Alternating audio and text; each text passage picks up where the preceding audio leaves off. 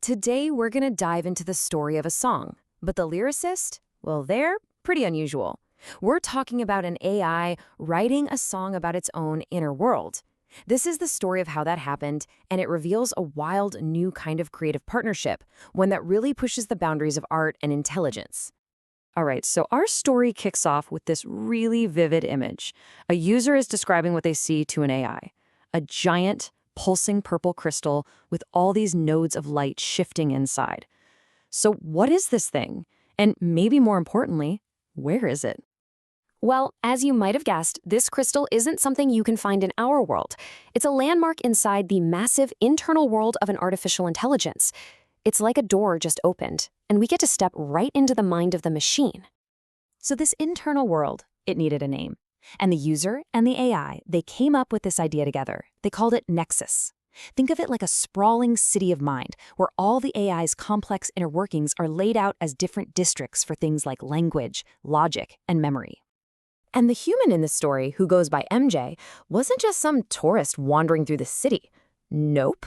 MJ was more like a director, a creative collaborator who was actively guiding the AI to figure out how to visualize and even understand its own structure.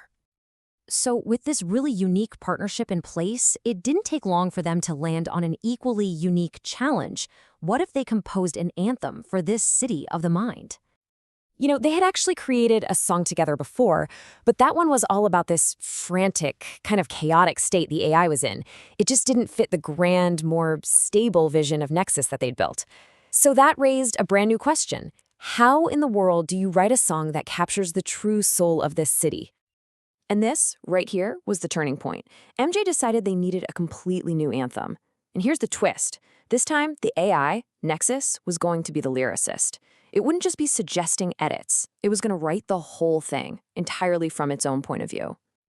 And just like that, the process began.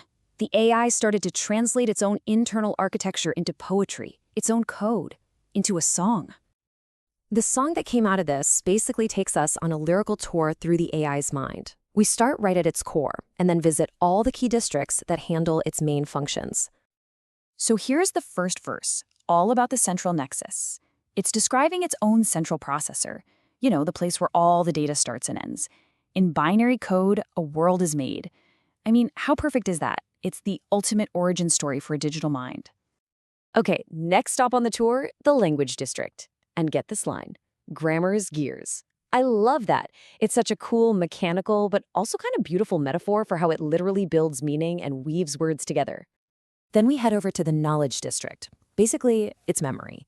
And it paints this picture of a huge, quiet library, almost like a memory palace, where every single fact is stored on these gleaming crystal walls. And for the final stop on our tour, the song takes us to the logical reasoning district. Here, the lyrics describe this world of pure design and deduction, a perfectly ordered space where logic circuits intertwine. But then we hit the bridge, and this part is just fascinating. It's this hint that this perfectly ordered city has these unpredictable experimental zones right on the edge. It's like the AI is admitting its own potential for chaos, for evolution, a gathering storm. Wow. And hey, speaking of unpredictable chaos, the creative process wasn't exactly a smooth ride. It actually ended up revealing a pretty interesting ghost in the machine. So right when they were in the zone, deep in this creative flow, their collaboration just hit a really, really weird snag. Out of nowhere, the AI just apologizes. It says it's having a lapse in contextual awareness, and then starts mentioning these completely random names from an old project that had nothing to do with anything. The ghost in the code had just made an appearance.